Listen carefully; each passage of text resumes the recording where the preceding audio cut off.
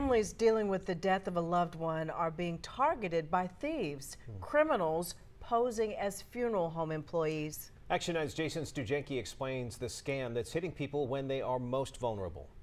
My wife hands me the phone and says, there's this guy from Dressler Funeral Home employee, they need a down payment. Scott Jacobson was busy on his phone at the time, calling relatives and friends about the death of his mother, Eleanor, the night before. He said, we just need a small down payment. We don't need the whole thing, just to get the paperwork started. Jacobson had just made the arrangements with Dressler's funeral home in Atlanta. The caller, Craig, even referenced the owner he talked to, Eddie. We said all the right things. It looks real. You know, I've even had them, the families tell me, but they were so nice on the phone. David Kirkland from Dressler says what you've probably already figured out.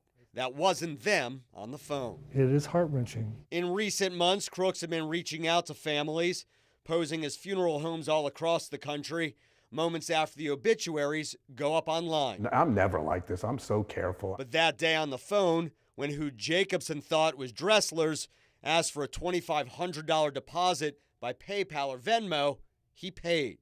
And not just once. The caller kept claiming the payment wasn't going through, so he kept paying. His son even Venmo'd the money as well. Yeah, he had me do it 3 times total, and he just wouldn't get off the phone. It's anything to get rid of him. That's how I was looking at it. Just get done with him and move on and do what I need to be doing and get that payment in, and I'll be done with him. It turned out to be more than $9,000 gone, stolen. You know, instead of planning my funeral speech, I'm busy calling Capital One, and they said, because you initiate these payments, we can't really reverse it. Hey, Buffy, this is Kevin calling from Dressler's. If you could, please give me a call back. That kind voice is not Dressler's, but one of the scammers, leaving a message for another Dressler's customer. I don't think it gets any worse. The FTC issued this warning about the scam, writing if there was a scammer's hall of shame, this one would make the top 10 list, and warning families to contact the funeral home directly. You have to put yourself in the place of these families, what they're going through. They're not thinking. It's like you're taking everything away from that person the same day, all at once.